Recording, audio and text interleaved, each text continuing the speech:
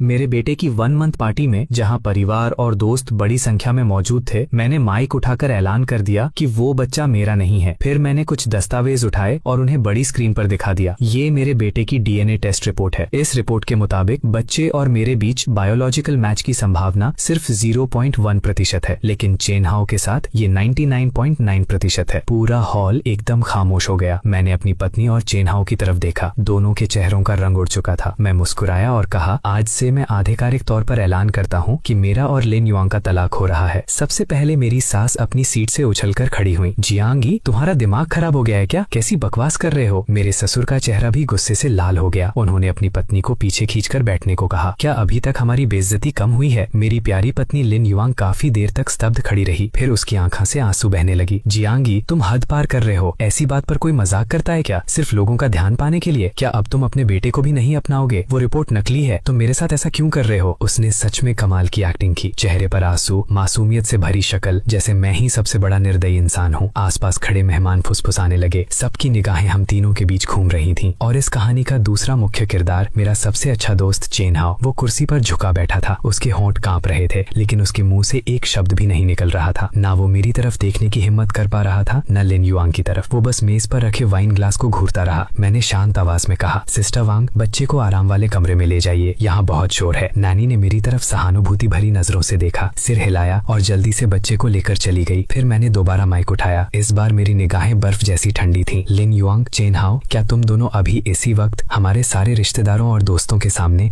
मेरे साथ और बच्चे के साथ सीधे फोरेंसिक टेस्टिंग सेंटर चलने की हिम्मत रखते हो? पूरा खर्च मैं दूंगा। अगर रिपोर्ट में बच्चा मेरा निकला तो मेरे नाम की सारी संपत्ति, ये घर, गाड़ियां और कंपनी के शेयर, सब कुछ लिन युआंग को दे दूंगा। मैं खाली हाथ चला जाऊंगा और तुम दोनों के सामने घुटनों पर बैठकर माफी मांगूंगा। तो बताओ, हिम्मत है? मेरी आवाज ऊंची नहीं थी, लेकिन उसके शब्द हथौड़े की तरह सबके दिमाग पर पड़े। पूरा हॉल फिर से सन्नाटे में डूब गया। लिन युआंग अचानक रोना बंद कर चुकी थी। वो अविश्वास से मुझे देख रही थी। शायद उसे लगा था कि हमेशा की तरह जैसे ही वो रोएगी मैं पिघल जाऊंगा, लेकिन आज सब कुछ अलग था। मैंने सीधा चेनहाओ की आंखों में देखा। आखिरकार वो मेरी निगाहें सह नहीं पाया। उसने निराशा में आंखें बंद कर ली। उसका वो इशारा ही उसकी चुपचाप कबूल की गई सच्चाई था। मेहमान तुरंत सब समझ गए। अगर पहले किसी को मेरे आरोपों पर शक था, तो अब वो भी खत्म हो चुका था। हे भगवान, ये सच है क्या? लिन युआंग तो इतनी मासूम दिखती थी। सच ने, इंसान की शक्ल देखकर कुछ पता नहीं चलता। और उसने अपने पति के सबसे अच्छे दोस्त के साथ रिश्ता बना लिया। कितना घटिया है ये। बेचारा जियांगी है, इतनी मेहनत से किसी और के बच्चे को पाल रहा था। इतनी मेहनत, और आखिर में पता चला कि वो किसी और का खून है।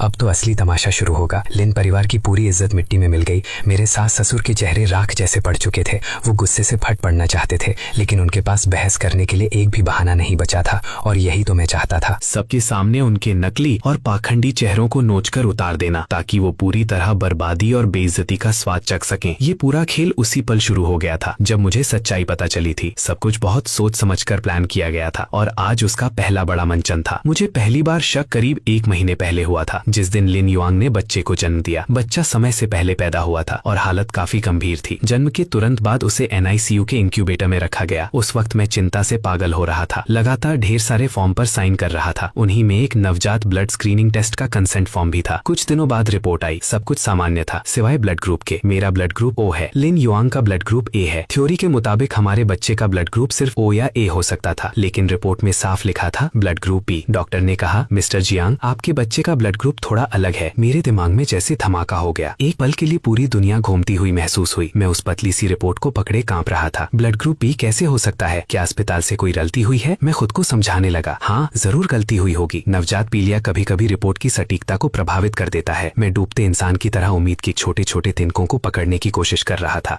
लेकिन मैं पढ़ा लिखा इंसान था। मुझे पता था कि इतने बड़े और भरोसेमंद अस्पताल में ऐसी शुरुआती स्तर की गलती होने की संभावना बेहद कम थी। और तभी एक भयानक ख्याल मेरे दिमाग में चढ़े जमाने लगा। उसके बाद के दिन किसी डरावने सपने जैसे थे। दिन में मुझे लिन युआंग और उसके माता पिता के सामने खुश पति और नए पिता का नाटक करना पड़ता था। मैं उसकी तबीयत पूछता, उसे चाय पानी देता, जैसे सब कुछ बिल्कुल सामान्य हो। लेकिन रात में मैं अपनी स्टडी रूम में अकेला बैठा रहता, उस ब्लड टेस्ट रिपोर्ट को घूरता रहता और एक के बाद एक सिगरेट पीता रहता, जब तक धुएं से मेरी आंखों में पानी ना आ जाए। लिन युआंग और मैं कॉलेज स्वीटहार्ट थे। हमने 5 साल तक डेट किया था और 2 साल पहले शादी की थी। वो कॉलेज की सबसे खूबसूरत लड़कियों में गिनी जाती थी। उसके पीछे ना जाने कितने लड़के पागल थे। लोग मुझसे जलते थे कि आखिर मैंने उसे कैसे पा लिया। हमारा रिश्ता हमेशा बहुत अच्छा रहा था। वो नरम दिल और समझदार थी और मैं मेहनती और महत्वाकांक्षी। मुझे लगता था कि हम एक परफेक्ट जोड़ी हैं, लेकिन उस ब्लड टेस्ट रिपोर्ट ने मेरी सारी सारी खूबसूरत कल्पनाएं तोड़ कर रख दी। एक पागल इंसान की तरह मैंने पिछले 1 साल की हर छोटी बड़ी बात को याद करना शुरू किया। मैं हर जगह सबूत ढूंढ रहा था। तभी मुझे एहसास हुआ कि जैसे ही लिन युआंग प्रेग्नेंट हुई थी, उसने मूड स्विंग्स का बहाना बनाकर मुझसे दूरी बनानी शुरू कर दी थी। वो गेस्ट रूम में जाकर सोने लगी थी। उस समय मुझे लगा था कि शायद मैं उसका ठीक से ख्याल नहीं रख पा रहा हूँ। गिल्ट में डूबकर मैंने उसे और भी ज्यादा सिर पर चढ़ा लिया। उसके फोन का पासवर्ड, जो पहले हमारी एनिवर्सरी डेट हुआ करता था, अचानक बदल गया। मैंने एक बार पूछा भी था तो वो मुस्कुरा कर बोली, अरे एक ही पासवर्ड हमेशा इस्तेमाल करना सुरक्षित नहीं होता। मैंने ज्यादा जोर नहीं दिया। मुझे लगा पति पत्नी के बीच भरोसा होना चाहिए। और फिर था मेरा सबसे अच्छा दोस्त चेन हाओ। वो मेरा कॉलेज रूममेट था। हम इतने करीबी थे कि लोग कहते थे हम एक ही पैंट शेयर कर सकते हैं। उसका परिवार साधारण था, लेकिन दिमाग बहुत तेज था। ग्रेजुएशन के बाद जब मैंने कंपनी शुरू की तो सबसे पहले उसी को अपने साथ जोड़ा। मैं बाहर के काम संभालता था, वो कंपनी के अंदरूनी काम संभालता था और मैं बाहर के सारे काम संभालता था। मैंने उसके साथ हमेशा बहुत अच्छा व्यवहार किया। जब से लिन युआंग प्रेग्नेंट हुई थी, चेन हाओ का हमारे घर आना जाना और बढ़ गया था। वो हमेशा कहता, भाई होया, आप इतने बिजी रहते हो, भाभी घर पर अकेले बोर हो जाती होंगी। मैं आ जाया करूंगा, उनसे बातें कर लिया करूंगा, शतरंज खेल लेंगे, आपका थोड़ा बोझ भी हल्का हो जाएगा। उस समय उसकी बातें सुनकर मैं बहुत भावुक हो जाता था, लेकिन अब पीछे मुड़कर देखता हूँ तो समझ आता है कि वो मेरा बोझ नहीं बांट रहा था, बल्कि मैं खुद अपने घर में भेड़िए को बुला रहा था। अब मैं खुद को और झूठ नहीं बोल सकता था। मुझे सबूत चाहिए था, ऐसा सबूत जिसे कोई झुठला ना सके। बच्चा अभी इंक्यूबेटर में था, इसलिए मैं उसके करीब नहीं जा सकता था। इसलिए मैंने अपना ध्यान लिन युआंग और चेन हाओ पर लगाया। मैंने बहाना बनाया कि कंपनी का एक जरूरी प्रोजेक्ट है और मुझे 1 हफ्ते के बिजनेस ट्रिप पर जाना पड़ेगा। जाने से पहले मैंने हमेशा की तरह लिन युआंग को गले लगाया। हनी, मेरे जाने के बाद तुम और बच्चा अपना ध्यान रखना। कोई भी जरूरत हो तो मुझे कॉल करना या फिर चेन हाओ को बुला लेना, वो भरोसेमंद है। वो मुस्कुरा कर बोली, हस्बैंड आप चिंता मत करो, मैं सब संभाल लूंगी। उसका चेहरा देखते ही मुझे घिन आने लगी। असल में मैं किसी बिजनेस ट्रिप पर नहीं गया था। मैंने घर से ज्यादा दूर नहीं एक होटल में कमरा बुक कर लिया, फिर बाजार से सबसे छोटे वॉइस रिकॉर्डर और पिन होल कैमरे खरीदे और चुपके से वापस घर आ गया। हमारे घर के स्मार्ट लॉक में मेरे और लिन युआंग के अलावा मेरे माता पिता के फिंगरप्रिंट्स भी रजिस्टर्ड थे। वो लोग कम ही आते थे और यही मेरे काम आ गया। मैंने लिविंग रूम के गमले में और गेस्ट रूम के बेड साइड लैंप में कैमरे फिट कर दिए। सब कुछ सेट करने के बाद मैं चुपचाप वापस होटल लौट आया और फोन में लाइव सर्विलेंस ऐप खोल लिया। पहला दिन सब शांत था। लिन युआंग ज्यादातर समय कमरे में आराम करती रही या टीवी देखती रही। दूसरे दिन उसने बार बार फोन चेक करना शुरू कर दिया। उसके चेहरे पर बेचैनी साफ दिख रही थी। तीसरे दिन दोपहर में डोरबेल बजी। लिन युआंग तेजी से दरवाजा खोलने गई। बाहर चेन हाओ खड़ा था। उसके हाथों में फल और सप्लीमेंट्स थे। मेरा दिल जैसे अंधेरे कुएं में गिर गया। लिन युआंग ने नाराजगी से कहा, इतनी देर क्यों लगा दी? मैं यहाँ बोर होकर मर रही थी। चेन हाओ हंसकर बोला, अगर जिया यांग के जाते ही आ जाता तो बहुत साफ साफ शक हो जाता। फिर उसने लिन युआंग को कसकर अपनी बाहों में भर लिया। मिस किया बहुत ज्यादा, और अगले ही पल दोनों दरवाजे पर ही एक दूसरे में खो गए, जैसे सालों बाद मिले प्रेमी हों। मैं होटल के ठंडे कमरे में कुर्सी पर बैठा फोन स्क्रीन पर वो गंदा दृश्य देख रहा था। मेरी नसों में बहता खून जैसे जम चुका था। वो मेरा घर था, वो मेरी पत्नी और वो मेरा सबसे अच्छा दोस्त था, लेकिन मुझे गुस्सा नहीं आ रहा था। मेरे अंदर बस बर्फ जैसी ठंडक और घिन बची थी। इसके बाद जो बातें उन्होंने की वो और भी ज्यादा जहरीली थी। चेन हाओ हंसते हुए बोला, बताओ वो बेवकूफ जिया यांग को आखिर कब पता चलेगा? लिन युआंग खिलखिलाई, अरे प्लीज, वो तो बस काम का पागल है। मैं थोड़ा प्यार से बात कर लो तो तुरंत मान जाता है। अगर उसके पास पैसे ना होते और वो मुझे और बच्चे को अच्छी जिंदगी ना दे सकता तो मैं उसके साथ ये नाटक कभी ना करती। चेन हाओ मुस्कुराया, तुम कमाल हो बेबी, बस 2 साल और रुक जाओ, फिर किसी बहाने उससे तलाक ले लेना। उसके बाद कंपनी और घर सब हमारा होगा और हमारा बच्चा उसकी सारी प्रॉपर्टी का वारिस बनेगा। लिन युआंग ने धीरे से कहा, आवाज धीमी रखो, दीवारों के भी कान होते हैं। चेन हाओ ने ठंडी सांस ली, लेकिन सच कहूँ तो अपना बच्चा किसी और को पापा कहते देखना अच्छा नहीं लगता। लिन युआंग ने उसे गले लगाया, बस थोड़ा और सह लो, प्लान सफल होते ही मैं तुम्हें और हमारे बच्चे को असली पहचान दे दूंगी। तो ये सब शुरू से ही प्लान था। बस अफसोस की बात ये थी कि शायद उन्हें पता नहीं था या उन्होंने कभी सोचा नहीं था कि ब्लड ग्रुप ए और ओ वाले माता पिता का बच्चा किसी भी हालत में ब्लड ग्रुप बी नहीं हो सकता। मैंने चुपचाप सारी वीडियो और ऑडियो रिकॉर्डिंग सेव कर ली, फिर फोन बंद कर दिया। बाहर धूप खिली हुई थी, लेकिन मेरे पूरे शरीर में ठंड दौड़ रही थी। उसी पल प्यार और दोस्ती को लेकर मेरी आखिरी उम्मीद भी टूट गई। अब मेरे अंदर सिर्फ बदला बचा था, लेकिन मैं तुरंत वापस जाकर उन्हें बेनकाब नहीं करना चाहता था। इतनी आसानी से छोड़ देना उनके लिए बहुत छोटा सजा होता। मैं चाहता था कि वो जितना ऊपर चढ़े, गिरते वक्त उतना ही ज्यादा टूटे। इसलिए मैं बिजनेस ट्रिप खत्म करके ऐसे घर लौटा जैसे कुछ हुआ ही ना हो। मैंने लिन युआंग के साथ पहले से भी ज्यादा अच्छा व्यवहार करना शुरू कर दिया। इतना अच्छा कि हर छोटी चीज का ध्यान रखने लगा। अगर उसे शहर के दूसरे कोने की मिठाई खाने का मन करता तो मैं रात के 3 बजे भी जाकर खरीद लाता। अगर रात में उसके पैरों में दर्द होता तो पूरी रात जाकर मालिश करता। मेरी इतनी गहरी मोहब्बत देखकर लिन युआन और चेन हाओ दोनों पूरी तरह बेफिक्र हो गए। मेरे सामने वो आदर्श पत्नी और वफादार दोस्त बने रहते, लेकिन मेरी पीठ पीछे कैमरों और रिकॉर्डरों के सामने वो एक के बाद एक गंदे खेल खेलते रहे। इसी दौरान मैंने चुपचाप एक तलाक के वकील से संपर्क किया। वकील वांग। मैंने उसके सामने सारे सबूत रख दिए। वो कुछ देर तक सब देखता रहा, फिर बोला, मिस्टर जियांग, आप मेरे अब तक के सबसे शांत और समझदार क्लाइंट हैं। चिंता मत कीजिए, ये केस हम आसानी से जीतेंगे। मैं उन्हें सबसे भारी कीमत चुकवाऊंगा। वकील वांग की सलाह पर मैंने चुपचाप अपनी संपत्तियां सुरक्षित करनी शुरू कर दी। जिस घर में हम रह रहे थे वो मेरे और लुन युआन दोनों के नाम पर था, इसलिए वो शादी के बाद की संयुक्त संपत्ति मानी जाती थी। लेकिन उसकी डाउन पेमेंट का ज्यादातर हिस्सा मेरी शादी से पहले की कमाई से दिया गया था और मेरे पास उसके साफ बैंक रिकॉर्ड भी थे। जहाँ तक कंपनी के शेयरों की बात थी, मैंने चैन हाओ को 20% शेयर्स दिए जरूर थे, लेकिन वो सिर्फ डिविडेंड शेयर थे। असली मालिकाना हक और फैसले लेने का अधिकार अब भी मेरे पास था। इसके अलावा कंपनी के नियमों में साफ लिखा था कि अगर कोई कंपनी की प्रतिष्ठा या हित को नुकसान पहुंचाए तो शेयर होल्डर्स बोर्ड उसके शेयर वापस ले सकता है। फिर मैंने अपना और लिन युवान का जॉइंट बैंक अकाउंट भी चेक किया। अगर मैं चेक न करता तो शायद कभी पता ही नहीं चलता। लिन युवान अपनी प्रेगनेंसी के दौरान उस अकाउंट से लगातार पैसे निकाल रही थी, करीब 5 लाख युआन, और वो पैसे कैसे अकाउंट में जा रहे थे जिसे मैं बिल्कुल नहीं जानता। मैंने वकील वांग से उसकी जांच करवाई, तब पता चला कि वो अकाउंट मेरी सास के नाम पर था। मतलब उनका पूरा परिवार मुझे पहले से ही एटीएम समझ चुका था। जितना मन करे उतना पैसा निकाल। मुझे ये सब सोचकर हंसी आने लगी। उन्हें लगता था कि वो बहुत चालाक हैं, जबकि उनकी हर हरकत मेरी निगरानी में थी। जिस दिन बच्चे को अस्पताल से छुट्टी मिली, मैं उसे लेने गया। कपड़े बदलने के बहाने मैंने चुपचाप उसके कुछ बाल निकाल ली, फिर अपने बाल और चैन हाओ की ऑफिस की चेयर से मिले कुछ बालों के साथ उन्हें फॉरेंसिक टेस्टिंग सेंटर भेज दिया। मैंने एक्सप्रेस टेस्ट की मांग की। 3 दिन बाद रिपोर्ट आ गई। मैंने रिपोर्ट के ठंडे और बेरहम आंकड़ों को देखा और शांति से उसे जेब में रख लिया। अब सब कुछ तैयार था, बस आखिरी धक्का देना बाकी था। और वो आखिरी धक्का था बच्चे की 1 मंथ पार्टी। मैं चाहता था कि जब वो सबसे ज्यादा खुश और घमंडी हो, उसी वक्त सबके सामने उन्हें बेरहमी से कुचल दूं, ताकि वो जिंदगी भर दोबारा सिर उठाकर ना चल सके। तभी अचानक लिन युआंग चीख पड़ी, नहीं, मैं यकीन नहीं करती, ये नामुमकिन है। बैंक्वेट हॉल में कुछ पल की खामोशी के बाद वो पागलों की तरह बड़ी स्क्रीन की तरफ दौड़ी। वो रिपोर्ट फाड़ देने की कोशिश करते हुए चिल्लाई, जियांगी, ये सब नकली है। तुम बहुत पहले से मुझसे तलाक लेना चाहते थे, इसलिए तुमने मुझे फंसाने के लिए घटिया चाल चली है। उसकी एक्टिंग अब भी शानदार थी, लेकिन इस वक्त उसका पागलपन उसे बेहद घिनौना बना रहा था। मेरी सास भी होश में आ गई और अपनी बेटी को बचाने के लिए आगे आकर मुझे गालियां देने लगी। जियांगी, तुम एहसान फरामोश इंसान, मेरी बेटी इतने साल तुम्हारे साथ रही, उसने तुमसे कभी क्या मांगा, और आज तुम सिर्फ एक कागज के सहारे उसकी इज्जत मिट्टी में मिला रहे हो। तुम हमारे परिवार को बर्बाद करना चाहते हो। सुन लो, हम तुम पर मानहानि का केस करेंगे। माँ बेटी दोनों मिलकर खुद को पीड़ित साबित करने की पूरी कोशिश कर रही थी। उनकी मासूम बनने की कला सच में कमाल की थी। कुछ दूर के रिश्तेदार जिन्हें पूरी सच्चाई नहीं पता थी, वो भी मेरी तरफ उंगली उठाने लगे। ये लड़का बहुत बेरहम है। पति पत्नी के बीच की बातें घर के अंदर सुलझानी चाहिए थी। इतना बड़ा तमाशा करने की क्या जरूरत थी? बड़े होकर बच्चा क्या सोचेगा? मैंने उनकी पूरी नौटंकी को ठंडी नजरों से देखा। मेरे दिल पर उसका जरा भी असर नहीं हुआ। मैंने एक बार फिर माइक्रोफोन उठाया। मेरी आवाज ऊंची नहीं थी, लेकिन उसने पूरे हॉल के शोर को चीर दिया। तुम्हें सबूत चाहिए ना? मैं हल्का सा मुस्कुराया। दरवाजे के पास पहले से इंतजार कर रहे वकील वांग ने सिर हिलाया। वो अपने 2 असिस्टेंट्स के साथ स्टेज पर आए। उनके हाथों में दस्तावेजों का ढेर और एक लैपटॉप था। मैंने प्रोजेक्टर स्क्रीन की तरफ इशारा किया। महिलाओं और सज्जनों, अब असली सबूत देखिए। स्क्रीन पर तस्वीर बदली और एक वीडियो चलने लगा। मैंने बर्फ जैसी ठंडी आवाज में कहा, ये पिछले महीने की 15 तारीख की रिकॉर्डिंग है, मेरे बिजनेस ट्रिप के तीसरे दिन की। ऐसा लग रहा था जैसे मैं अपनी नहीं किसी और की कहानी सुना रहा हूँ। पूरा हॉल दहशत भरी सांसों से गूंज उठा। मेरे सास ससुर की गालियां उनके गले में ही अटक गई। उनके चेहरे ऐसे हो गए जैसे किसी ने गर्दन दबा दी हो। मुंह खोले थे लेकिन आवाज नहीं निकल रही थी। लिन युआंग का चेहरा बिल्कुल सफेद पड़ चुका था। वीडियो चलता रहा। लिविंग रूम का सोफा, बेड, हमारा बेडरूम, एक के बाद एक गंदे दृश्य सबके सामने आते गए। सबसे बड़ा सबूत वो रिकॉर्डिंग थी जिसमें उनकी बातें बिल्कुल साफ सुनाई दे रही थी। वो बेवकूफ जियांग आखिर कब सच जानेगा? 2 साल और रुकते हैं, फिर किसी बहाने उससे तलाक लेकर उसे खाली हाथ निकाल देंगे। घबराओ मत, बच्चा तो बी ब्लड ग्रुप का ही है। जब तक कोई टेस्ट में टाइपो ना हो, वो मूर्ख जियांग कभी कुछ नहीं समझ पाएगा। उनकी हर बात लिन युआंग, चैन हाओ और उनके पूरे परिवार के चेहरे पर जोरदार थप्पड़ की तरह पड़ रही थी। जो रिश्तेदार कुछ देर पहले मुझे गलत कह रहे थे, अब पूरी तरह चुप थे। उनकी निगाहों में अब सिर्फ घिन और तिरस्कार था। चैन हाओ के माता पिता भी वहीं मौजूद थे। वो सीधे साधे और ईमानदार लोग थे। इस वक्त शर्म से उनका चेहरा लाल पड़ चुका था। ऐसा लग रहा था जैसे वो चाहते हो कि जमीन फट जाए और वो उसमें समा जाए। चैन हाओ के पिता गुस्से से कांप रहे थे। उन्होंने स्टेज पर बैठे अपने बेटे की तरफ उंगली उठाई, लेकिन शब्द ही नहीं निकले। आखिरकार उन्होंने जोर से मेज पर मुक्का मारा। गुस्से में उनका ब्लड प्रेशर इतना बढ़ गया कि वो लगभग बेहोश हो गए। वीडियो खत्म हो गया। पूरा हॉल मौत जैसी खामोशी में डूब गया। मैंने राख जैसे चेहरे वाली लिन युआंग को देखा और हर शब्द पर जोर देते हुए पूछा, अब क्या ये सबूत काफी है? लिन युआंग वहीं फर्श पर गिर पड़ी। उसका पूरा शरीर कांप रहा था, लेकिन उसके मुंह से एक शब्द नहीं निकला। उसकी पूरी दुनिया टूट चुकी थी। लेकिन मैं अभी रुका नहीं था। मैं धीरे धीरे हेड टेबल तक गया और अपने सास ससुर की तरफ देखा। Uncle, aunty. मेरे चेहरे पर हल्की मुस्कान थी, लेकिन मेरे शब्द उनके दिल में चाकू की तरह उतर रहे थे। पिछले 1 साल में लिन युआंग ने हमारे जॉइंट अकाउंट से 4,87,000 युआन आप दोनों को ट्रांसफर किए थे। अगर मुझे सही याद है तो उस पैसे से आपने अपने प्यारे बेटे यानी लिन युआंग के भाई के जुए के कर्ज चुकाए थे। सही कह रहा हूँ ना? सुना, उन दोनों के चेहरे और भी पीले पड़ गए। मैंने आगे कहा, वो पैसा शादी के बाद की संयुक्त संपत्ति थी। मेरी अनुमति के बिना उसका ट्रांसफर करना गबन माना जाता है। उससे जुड़े सारे बैंक रिकॉर्ड्स मेरे वकील द्वारा नोटराइज किए जा चुके हैं। फिर मैंने चैंग हाओ की तरफ देखा। उसका चेहरा बिल्कुल फीका पड़ चुका था। चैंग हाओ, मेरे अच्छे भाई, जब कंपनी डूबने वाली थी तब मैंने अपने माता पिता की छोड़ी हुई आखिरी बचत तक लगा दी थी। मैंने भारी ब्याज पर लोन लिया सिर्फ कंपनी को बचाने के लिए। मैंने तुम्हें अपने भाई से बढ़कर माना, तुम्हें 20% शेयर और डिविडेंड दिए, और बदले में तुमने क्या किया? तुम और लिन युआंग मिलकर मुझे कंपनी से बाहर निकालने की साजिश कर रहे थे। तुम्हारी सारी बातचीत की रिकॉर्डिंग मेरे पास सुरक्षित है। मैंने ठंडी आवाज में कहा, कंपनी के नियमों के अनुसार आज से तुम नौकरी से निकाले जाते हो और तुम्हारे सारे शेयर बिना किसी शर्त के रद्द किए जाते हैं। मैं कुछ पल रुका, फिर मेरी नजर दोबारा लिन युआंग पर जाकर टिक गई। ओ हाँ, एक और चीज बाकी है। मैंने वकील वांग को इशारा किया। स्क्रीन पर एक नई रिपोर्ट दिखाई दी। लिन युआंग की आवाज कांप उठी। ये क्या है? उसकी आवाज में दर्द साफ झलक रहा था। मैं हंसा, इतनी जल्दी मत करो। फिर मैंने वकील वांग को सब समझाने का इशारा किया। वकील वांग आगे बढ़े। महिलाओं और सज्जनों, ये एक अतिरिक्त डीएनए रिपोर्ट है। पहली रिपोर्ट से ये साबित हो चुका था कि बच्चा मिस्टर जियांग का नहीं है और मिस्टर चैंग हाओ से उसका जैविक संबंध है। लेकिन मिस्टर जियांग ने पूरी वैज्ञानिक सावधानी बरतते हुए एक और विस्तृत टेस्ट करवाया और उसके नतीजे बेहद दिलचस्प निकले। पूरा हॉल सांस रोके सुन रहा था। वकील वांग ने रिपोर्ट की तरफ इशारा किया। रिपोर्ट के अनुसार बच्चे का वाई क्रोमोसोम चेन परिवार से मेल खाता है, मतलब बच्चा निश्चित रूप से चेन परिवार की ही रक्त रेखा से है। लेकिन उन्होंने थोड़ा रुककर कहा, बच्चे का असली पिता मिस्टर चेन हाओ नहीं बल्कि उनका छोटा भाई चेन यांग है। पूरा हॉल जैसे फट पड़ा। ये मोड़ तो अफेयर से भी ज्यादा चौंकाने वाला था। सब लोग आंखें फाड़े स्टेज की तरफ देख रहे थे। किसी को समझ ही नहीं आ रहा था कि आखिर ये हो क्या रहा है। हे भगवान, ये तो साल का सबसे बड़ा फैमिली ड्रामा है। पति को धोखा देना काफी नहीं था, उसने उसके सबसे अच्छे दोस्त के छोटे भाई तक को नहीं छोड़ा। चेन हाओ ने अचानक सिर उठाया। उसकी आंखें खून जैसी लाल थीं। वो लिन युआंग को ऐसे घूर रहा था जैसे उसे जिंदा निगल जाएगा। चेन यांग, वो चेन हाओ का छोटा भाई था। इस साल कॉलेज के जूनियर ईयर में था। गर्मी की छुट्टियों में उसने मेरी कंपनी में इंटर्नशिप की थी। शांत और शर्मीला लड़का। मैंने सपने में भी नहीं सोचा था कि वो भी इस गंदगी में शामिल होगा। लिन युआंग पूरी तरह टूट चुकी थी। वो चेन हाओ की खून से भरी निगाहों को देखकर पागलों की तरह से रहलाने लगी। नहीं, ये सच नहीं है। सुनो मेरी बात, मैं सिर्फ तुमसे प्यार करती हूँ। वो सब चेन यांग की वजह से हुआ। लेकिन वो अपनी बात पूरी भी नहीं कर पाई थी कि चेन हाओ की माँ अचानक पागल शेरनी की तरह उस पर टूट पड़ी। धाप, उसने लिन युआंग के चेहरे पर जोरदार थप्पड़ मारा। बेशर्म औरत, तू हमारे चेन परिवार को क्या समझती है? क्या एक बेटे की जिंदगी बर्बाद करना काफी नहीं था? तुझे दूसरे बेटे को भी बर्बाद करना था। मैं तुझे जान से मार दूंगी। और फिर वो लिन युआंग के बाल पकड़कर उसे मारने लगी। ये देखकर लिन युआंग की माँ भी अपनी बेटी को बचाने कूद पड़ी। कुछ ही सेकंड में दोनों औरतें शानदार बैंकेट हॉल के बीच सड़क शाप लड़ाकों की तरह एक दूसरे पर टूट पड़ी। चीखें, गालियां, बाल खींचना, पूरा हॉल अफरा तफरी में बदल गया। लिन युआंग के पिता और चेन हाओ के पिता बार बार उन्हें रोकने की कोशिश कर रहे थे, लेकिन शर्म के मारे उनकी हालत खराब थी। वो बस एक तरफ खड़े भारी सांसें लेते रहे। और चेन हाओ, वो बस खाली नजरों से सब देखता रहा। उसने उस औरत को देखा जिसे वो सबसे ज्यादा प्यार करता था और अपनी माँ को जो उसे मार रही थी। अचानक वो हंसने लगा, लेकिन उसकी हंसी रोने से भी ज्यादा दर्दनाक थी। उसमें खुद से नफरत, दर्द और टूटन भरी हुई थी। उसने मुझे धोखा दिया, अपना नाम बदनाम किया, सब कुछ दांव पर लगा दिया। उसे लगा था कि आखिर में जीत उसी की होगी, लेकिन अंत में क्या हुआ? वो खुद अपने छोटे भाई के बच्चे को पालने वाला बेवकूफ बन गया। इस पूरे खेल का सबसे बड़ा मूर्ख वही निकला। मैंने इस पूरे तमाशे को ठंडी निगाहों से देखा। मेरे दिल में उनके लिए जरा भी दया नहीं। ये वही कर्मों का फल था जिसके वो हकदार। शायद अब तुम सोच रहे होगे कि मुझे कैसे पता चला कि बच्चा चेन यांग का। असल में ये एक इत्तेफाक से हुई खोज थी। जब मैंने बदला लेने का फैसला किया तब मैं सिर्फ लिन युआंग और चेन हाओ के अफेयर के सबूत नहीं जुटा रहा था, क्योंकि वो बी ब्लड ग्रुप वाला बच्चा मेरे दिल में कांटे की तरह चुभ रहा था। मुझे पता था कि चेन हाओ का ब्लड ग्रुप बी है, लेकिन फिर भी मुझे महसूस हो रहा था कि मामला इतना सीधा नहीं है। जो आदमी अपने भाई को धोखा दे सकता है, जो इतनी बारीकी से प्लान बना सकता है, क्या वो सच में ब्लड ग्रुप जैसी इतनी बड़ी गलती छोड़ देगा? या फिर क्या ये पूरा खेल ही किसी और जाल का हिस्सा था? सावधानी के लिए मैंने एक प्राइवेट इन्वेस्टिगेटर रखा। मैंने उसे लिन युआंग और चेन हाओ की पूरी जिंदगी खंगालने को कहा। उनके दोस्त, उनकी गतिविधियां, पिछले एक साल की हर हरकत। मैं जानना चाहता था कि चेन हाओ के अलावा भी लिन युआंग का कोई और बी ब्लड ग्रुप वाला आदमी तो नहीं था। इन्वेस्टिगेटर बहुत प्रोफेशनल। उसने जल्द ही एक लंबी रिपोर्ट भेज दी। उसमें ज्यादातर बातें वही थीं जो मैं पहले से जानता था, लेकिन एक छोटी सी डिटेल ने मेरा ध्यान खींच लिया। पिछले साल अक्टूबर में, यानी उसी महीने जब बच्चा कंसीव हुआ था, कंपनी ने 3 दिन का एक ट्रिप आयोजित किया था। लोकेशन थी एक हॉट स्प्रिंग रिजॉर्ट। उस समय मुझे एक जरूरी क्लाइंट से मिलने जाना पड़ा था, इसलिए मैं नहीं गया। लिन युआंग ने कहा था कि वो घर पर अकेले बोर हो रही है, इसलिए वो भी कंपनी बस के साथ चली गई। उस ट्रिप का इंचार्ज था चेन हाओ और उसी ट्रिप में उसका छोटा भाई चेन यांग भी इंटर्न के तौर पर गया था। सबसे हैरान करने वाली बात ये थी कि रिजॉर्ट के सिक्योरिटी कैमरों में कई बार देर रात चेन यांग को लिन युआंग के कमरे में आते जाते देखा गया था और होटल रिकॉर्ड के मुताबिक चेन हाओ और चेन यांग दोनों एक ही कमरे में ठहरे थे। इसका मतलब साफ था, उन 3 दिनों में बहुत मुमकिन था कि वो तीनों साथ थे। ये सोचकर ही मेरी रीढ़ में ठंड दौड़ गई। ये सिर्फ एक अफेयर नहीं था, उनकी बेहयाई की कोई सीमा नहीं थी। अपने शक को पुख्ता करने के लिए जब मैं बच्चे के बाल डीएनए टेस्ट के लिए ले रहा था, उसी समय मैंने चेन यांग का सैंपल सैंपल भी लेने का तरीका निकाल लिया और वो तरीका बहुत आसान था। मैंने कंपनी इंटर्न्स को गिफ्ट देने के बहाने कंपनी लोगो वाली पानी की बोतलें बनवाई। हर बोतल पर उस कर्मचारी का नाम खुदवाया गया, फिर एडमिन डिपार्टमेंट से उन्हें बांट दिया गया। जब चेन यांग ने अपनी बोतल इस्तेमाल कर ली तब मैंने प्रोडक्ट डिफेक्ट का बहाना बनाकर सारी बोतलें वापस मंगवा ली और इस तरह बिना किसी को शक हुए मुझे उसकी लार वाला सैंपल मिल गया और इसी वजह से आज इस पार्टी में दूसरी डीएनए रिपोर्ट सामने आई थी। मैंने हमेशा सोचा था कि चेन हाउ ही सबसे चालाक भेड़िया है, लेकिन मुझे क्या पता था कि पुरानी कहावत सच साबित होगी। मैंटिस झिंगुर का शिकार करती है लेकिन उसे पीछे छिपे शिकारी का पता ही नहीं चलता। लिन युआंग का खेल मेरी कल्पना से कहीं बड़ा और कहीं ज्यादा गंदा था। मैंने अपने सामने फैले उस अराजक दृश्य को देखा। लिन और चेन दोनों परिवार पूरी तरह टूट चुके थे। एक दूसरे पर आरोप, गालियां, राज खोलना, मानव स्वभाव का सबसे बदसूरत चेहरा सबके सामने था और मैं बस एक ठंडा दर्शक बनकर सब देख रहा था। ये तमाशा काफी देर तक चलता रहा। आखिरकार होटल की सिक्योरिटी आई और लड़ रहे लोगों को अलग किया। लिन युआंग के बाल बिखर चुके थे, उसका मेकअप पूरी तरह खराब हो चुका था। वो किसी पागल औरत जैसी लग रही। वो मुझे घूरते हुए चीखी, जियांग यी, अब खुश हो? तुमने सबकी जिंदगी बर्बाद कर दी। क्या अब तुम्हें सुकून मिला? तुम इंसान नहीं राक्षस हो। मैं धीरे धीरे उसके पास गया, उसके सामने झुककर उसकी आंखों में देखा और शांत आवाज में कहा, नहीं अभी नहीं। मैं खड़ा हुआ और दोनों परिवारों पर नजर दौड़ाई। मेरी आवाज ऊंची नहीं लेकिन हर किसी के कानों में साफ गूंज रही। आज की ये बेबी पार्टी सिर्फ शुरुआत है, अगली बार मुलाकात अदालत में होगी। उस दिन की पार्टी पूरी तरह एक तमाशा बन चुकी थी। अगले ही दिन हम सब लोकल न्यूज की सुर्खियां बन गए। हर हेडलाइन पिछली से ज्यादा सनसनीखेज थी। अमीर परिवार का घिनौना विवाद, समर्पित सीईओ ने पत्नी का अफेयर बेनकाब किया, जिस बेटे को अपना समझा वो निकला भतीजा, साल का सबसे बड़ा फैमिली ड्रामा, एक औरत, दो भाई और दो परिवारों की जंग। हालांकि खबरों में हमारे नाम छुपाए गए थे लेकिन हमारा सोशल सर्कल इतना बड़ा भी नहीं था। जिसने भी खबर देखी तुरंत समझ गया कि बात किसकी हो रही है। कुछ ही दिनों में हर तरफ हमारी चर्चा होने लगी। मैं लोगों की नजरों में एक बेचारा धोखा खाया हुआ आदमी बन गया और लिन युआन, चेन हाओ और उनके परिवार सड़क पर दौड़ाए जाने वाले चूहों जैसे बन चुके थे। लिन और चेन परिवार अब खुलेआम एक दूसरे के दुश्मन बन गए थे। मैंने सुना कि उस दिन होटल से निकलने के बाद पार्किंग में दोनों परिवारों के बीच भयंकर लड़ाई हुई थी। चेन हाओ ने अपने छोटे भाई चेन यांग को बुरी तरह पीटा, उसका चेहरा पहचानने लायक नहीं छोड़ा। चेन हाओ के माता पिता कसम खा रहे थे कि वो लिन युआंग को खाली हाथ निकालेंगे, यहाँ तक कि बच्चा भी उसके पास नहीं रहने देंगे। लेकिन लिन परिवार भी हार मानने वाला नहीं था। उन्होंने दावा किया कि चेन यांग ने लिन युआन के साथ जबरदस्ती की थी। उन्होंने चेन परिवार को रेप केस की धमकी दी। कहने लगे अगर हमें सही जवाब नहीं मिला तो हम ये मामला यहीं खत्म नहीं होने देंगे। ये सारी खबरें मुझे वकील वांग से मिल रही थी और मैंने अपना फोन बंद किया और अपने माता पिता को लेकर एक शांत समुद्री शहर चला गया। उन्हें पहले से सारी सच्चाई पता। जिस दिन मैंने बदला लेने का फैसला किया था उसी दिन मैंने सब कुछ उन्हें बता दिया था। मेरी माँ गुस्से से लगभग हार्ट अटैक की हालत में पहुंच गई। मेरे पिता पूरी रात सो नहीं पाए। अगली सुबह उन्होंने बस मेरे कंधे पर हाथ रखा और कहा, बेटा जो करना है करो, हम तुम्हारे साथ हैं। जियांग परिवार ऐसी औरत को कभी स्वीकार नहीं करेगा। उनका साथ मिलने के बाद मेरा इरादा और मजबूत हो गया। समुद्र की ठंडी हवा मेरे अंदर जमा सारी घुटन को धीरे धीरे उड़ाने लगी। पिछले कुछ महीनों से मैं बदले की आग में जी रहा था। मेरी नसें हमेशा तनाव में रहती। अब जब मेरे प्लान का पहला कदम सफल हो चुका था तो मैं आखिरकार थोड़ी राहत की सांस ले पा रहा था। लेकिन मैं जानता था ये अभी खत्म नहीं हुआ है। असली जंग अब अदालत में लड़ी जानी। मुझे अपना सब कुछ वापस लेना था और जिन्होंने मुझे धोखा दिया उन्हें कानून के सामने सजा दिलानी थी। एक हफ्ते बाद मैं शहर लौटा और आधिकारिक तौर पर तलाक का केस दर्ज कर दिया। मेरी मांगे बहुत साफ थी। तलाक, लिन युआन को दोषी पक्ष घोषित किया जाए, उसे शादी की संपत्ति में कोई हिस्सा ना मिले और वो खाली हाथ जाए। इसके अलावा उसने जो 4,87,000 युआन चोरी छिपे अपने माता पिता को भेजे थे वो भी वापस करे और मानसिक प्रताड़ना के लिए लिन युआन और चेन हाओ दोनों मिलकर मुझे 10 लाख युआन का मुआवजा दें। उसी समय कंपनी में इमरजेंसी शेयर होल्डर्स मीटिंग भी बुलाई गई। मैंने सबके सामने सबूत पेश किए कि चेन हाओ और लिन युआन मिलकर कंपनी की संपत्ति हड़पने की साजिश कर रहे थे। बोर्ड ऑफ डायरेक्टर्स ने तुरंत फैसला सुनाया। चेन हाओ को कंपनी के हर पद से हटाया जाता है और उसके सारे शेयर बिना किसी शर्त के रद्द किए जाते हैं। चेन हाओ ने विरोध करने की कोशिश की। उसने कहा कि वो शेयर मैंने उसे गिफ्ट किए थे इसलिए मैं उन्हें वापस नहीं ले सकता। तभी वकील वांग ने ओरिजिनल शेयर ट्रांसफर एग्रीमेंट निकालकर सामने रख दिया। उसमें साफ लिखा था अगर शेयर पाने वाला व्यक्ति कंपनी की प्रतिष्ठा या हित को गंभीर नुकसान पहुंचाए तो देने वाले को सारे शेयर एक तरफा और बिना शर्त वापस लेने का अधिकार होगा। चेन हाओ का चेहरा राख जैसा पड़ गया। उसके पास कहने के लिए कुछ नहीं बचा था। सिक्योरिटी गार्ड उसे कंपनी से बाहर छोड़ने गए। वो अपने निजी सामान का डिब्बा उठाए हार चुका इंसान लग रहा था। उसे जाते हुए देखकर मुझे कोई खुशी नहीं हुई, बस एक अजीब विडंबना महसूस हुई। जिस इंसान पर मैंने सबसे ज्यादा भरोसा किया था वही आज मेरा सबसे बड़ा दुश्मन बन चुका था। सच में इंसान का दिल दुनिया की सबसे अनिश्चित चीज है। तलाक का मुकदमा बेहद कठिन था, सबूतों की कमी की वजह से नहीं बल्कि इसलिए क्योंकि लिन परिवार सच्चाई को तड़ोड़ मड़ोड़ने में माहिर था। सुनवाई शुरू होने से पहले मेरे पूर्व सास ससुर बार बार मुझसे मिलने आए। पहले वो कंपनी के नीचे मेरा रास्ता रोककर रोने लगे, कहने लगे कि उनसे गलती हो गई, पुराने रिश्तों का वास्ता रास्ता देकर लिन युआंग को माफ करने की भीख मांगने लगे। लेकिन जब उन्होंने देखा कि मुझ पर कोई असर नहीं हो रहा तो उन्होंने भावनात्मक ड्रामा शुरू कर दिया। कहने लगे कि लिन युआंग डिप्रेशन में है, मानसिक रूप से टूट चुकी है, हर दिन आत्महत्या की धमकी देती है, अगर मैंने दबाव बनाया तो उसकी मौत का जिम्मेदार मैं होऊंगा। लेकिन अब मैं उनके हर नाटक से ऊब चुका था, मैंने सब अनदेखा कर दिया। जब प्यार से बात करना और धमकाना दोनों तरीके फेल हो गए तब आखिरकार उनका असली चेहरा सामने आ गया। उन्होंने मुझे धमकाना शुरू कर दिया, जियांगी ज्यादा मत बढ़ो, कोने में घिरा कुत्ता भी काटता है। क्या तुम्हें लगता है लिन परिवार इतना आसान निशाना है? अगर तुमने हमारी युआंग को खाली हाथ निकालने की कोशिश की तो हम तुम्हारी कंपनी में हंगामा करेंगे, तुम्हारे माता पिता के घर जाकर तमाशा करेंगे, सबको दिखाएंगे कि तुम कितने एहसान फरामोश इंसान हो। हमारे पास खोने के लिए कुछ नहीं बचा, जरूरत पड़ी तो सबको साथ लेकर डूबेंगे। उनकी धमकियों पर मेरा सिर्फ एक जवाब था, जो करना है कर लो। फिर मैं हल्का सा मुस्कुराया और हाँ, ये कॉल भी रिकॉर्ड हो चुकी है। फोन के दूसरी तरफ तुरंत सन्नाटा छा गया। अदालत में लिन युआंग के वकील ने वही किया जिसकी मुझे उम्मीद थी। उन्होंने पूरी कोशिश की कि अफेयर और पैसों की चोरी का जिक्र ना हो, बल्कि उन्होंने लिन युआंग को एक दुखी और उपेक्षित पत्नी की तरह पेश किया। उन्होंने कहा कि मैं साल भर सिर्फ काम में डूबा रहता था, मैंने अपनी पत्नी और परिवार को नजरअंदाज किया। इसी अकेलेपन और भावनात्मक कमजोरी में उसने एक पल की गलती कर दी। उन्होंने घरेलू हिंसा के भी झूठे सबूत पेश किए। लिन युआन के हाथों पर पड़े कुछ चोटों के निशान दिखाए गए। उन्होंने दावा किया कि सच जानने के बाद मैंने उसे मारा पीटा। उनकी बेशर्मी देखकर मुझे हंसी आ गई। वो चोटें साफ तौर पर उस दिन की लड़ाई की थीं जब वो और चैनहाओ की माँ एक दूसरे पर टूट पड़ी और अब वही मेरे खिलाफ घरेलू हिंसा का सबूत बन चुकी थी। लेकिन सौभाग्य से वकील वांग पूरी तैयारी के साथ आए। उन्होंने जज के सामने और भी मजबूत सबूत रखे। सबसे पहले पूरी बेबी पार्टी का वीडियो साफ ऑडियो रिकॉर्डिंग के साथ। उस वीडियो ने साबित कर दिया कि लिन युआन और चैनहाओ का अफेयर कोई एक पल की गलती नहीं था, बल्कि पहले से बनाई गई साजिश थी। दूसरा, 5 लाख युआन ट्रांसफर के बैंक रिकॉर्ड्स और उसके साथ ये सबूत कि जैसे ही पैसे मेरी सास के अकाउंट में पहुंचे उन्हें तुरंत उनके बड़े बेटे के जुए के कर्ज चुकाने में इस्तेमाल किया गया। इससे साफ साबित हो गया कि लिन परिवार ने सोची समझी योजना के तहत संपत्ति हड़पी थी। और आखिर में घरेलू हिंसा वाले आरोपों पर वकील वांग ने सीधे होटल के सीसीटीवी फुटेज मंगवाने की मांग कर दी। कैमरों में साफ रिकॉर्ड था कि पार्टी खत्म होने के बाद लिन और चैन परिवार होटल के गलियारे में एक दूसरे को बुरी तरह पीट रहे थे। लिन युआन की माँ और चैनहाओ की माँ सड़क छाप औरतों की तरह एक दूसरे के बाल नोच रही थीं। सच्चाई पूरी तरह साफ हो चुकी थी। लोहे जैसी मजबूत सबूतों के सामने लिन युआन के सारे झूठ टूटकर बिखर गए। जज का चेहरा और गंभीर होता जा रहा था। मैंने दूसरी तरफ बैठी लिन युआन को देखा। उसका चेहरा बिल्कुल पीला पड़ चुका था। मुझे यकीन हो गया था कि ये केस अब मैं जीत चुका हूँ। लेकिन जब मुझे लगा कि सब खत्म होने वाला है तभी लिन युआन ने ऐसा वार किया जिसकी मैंने कभी कल्पना नहीं की थी। और यही वो पल था जिसने मुझे इस पूरे मामले में सबसे ज्यादा गुस्सा और घिन महसूस कराई। कोर्ट ब्रेक के दौरान उसके वकील ने मुझे एक फोल्डर दिया। संदेश साफ था, अगर तुम मुझे खाली हाथ निकलने पर अड़े रहे तो ये दस्तावेज सार्वजनिक कर दिया जाएगा। मैंने फोल्डर खोला, अंदर सिर्फ एक पतला सा मेडिकल रिपोर्ट था। रिपोर्ट पर मेरा नाम लिखा था, तारीख 3 साल पुरानी, यानी हमारी शादी से पहले हुए हेल्थ चेकअप की। और रिपोर्ट में एक लाइन लाल घेरे से मार्क की गई थी, फर्टिलिटी टेस्ट। रिजल्ट कॉलम में साफ लिखा था, गंभीर बांझपन, प्राकृतिक रूप से संतान होने की संभावना 1% से भी कम। मेरा दिमाग सुन्न पड़ गया। दुनिया जैसे एक पल के लिए खाली हो गई। ये कैसे हो सकता है? मैंने ये रिपोर्ट पहले कभी नहीं देखी थी। उस साल हेल्थ चेकअप के लिए मैं और लिन युआन साथ गए थे। रिपोर्ट आने के बाद उसने मुझसे कहा था कि हम दोनों पूरी तरह स्वस्थ हैं। उस समय मैं उस पर आंख बंद करके भरोसा करता था। मैंने खुद रिपोर्ट देखने की जरूरत भी नहीं समझी। अब पीछे मुड़कर सोचता हूँ तो खुद पर हंसी आती है। मैंने तुरंत सर उठाकर लिन युआन की तरफ देखा। इस बार उसके चेहरे पर पहले वाली घबराहट नहीं थी। उसकी जगह एक अजीब संतुष्टि थी, एक जहरीली बदले की भावना। उसने बिना आवाज के होठ हिलाए, अब हम बराबर हैं। मैं तुरंत समझ गया कि वो क्या करना चाहती थी। वो दुनिया को ये बताना चाहती थी कि उसने मुझे धोखा इसलिए दिया क्योंकि मैं खुद बच्चा पैदा नहीं कर सकता था। वो मुझे एक ऐसे आदमी की तरह दिखाना चाहती थी जो अपनी कमी से हीन भावना में जी रहा था और उसी अपमान और गुस्से में अपनी बेचारी पत्नी पर टूट पड़ा। अगर ये रिपोर्ट बाहर चली जाती तो अब तक मेरे सारे सही कामों का मतलब बदल जाता। लोग कहते, ओह तो असली बात ये थी कि वो खुद बच्चा पैदा नहीं कर सकता। उसकी पत्नी ने तो सिर्फ उसे वारिस देने की कोशिश की। उसे जलन हो रही थी क्योंकि वो खुद ये नहीं कर सकता। कैसा आदमी है जो खुद बाप नहीं बन सकता और अब पत्नी की जिंदगी भी बर्बाद कर रहा है। एक पल में मैं सहानुभूति पाने वाला पीड़ित इंसान नहीं बल्कि मजाक का पात्र बन जाता। मेरी इज्जत, मेरा आत्मसम्मान सब उसके पैरों तले कुचल दिए जाते। यही उसका असली ट्रम्प कार्ड था, उसका आखिरी और सबसे जहरीला वार। वकील वांग ने गंभीर आवाज में कहा, मिस्टर जियांग, ये स्थिति हमारे लिए बेहद खतरनाक है। कानूनी तौर पर ये अफेयर का बहाना नहीं बन सकता, लेकिन समाज और नैतिकता की नजर में ये आपके खिलाफ जा सकता है। मेंटल एंग्विश का मुआवजा कम हो सकता है और मानवीय आधार पर जज संपत्ति बांटने में भी उसके पक्ष में झुक सकते हैं। मेरे हाथ हल्के से कांप रहे, डर से नहीं बल्कि उस असीम गुस्से से जो मेरे अंदर उबल रहा था। आखिरकार मुझे समझ आ गया था कि शुरू से ही मैं एक बहुत बड़े झूठ के अंदर जी रहा था। ये शादी शुरू से लेकर आखिर तक सिर्फ एक सोची समझी साजिश। उसके पूरे परिवार को मेरे शारीरिक दोष के बारे में बहुत पहले से पता था, इसीलिए वे इतने बेखौफ होकर सब कुछ हर पाए।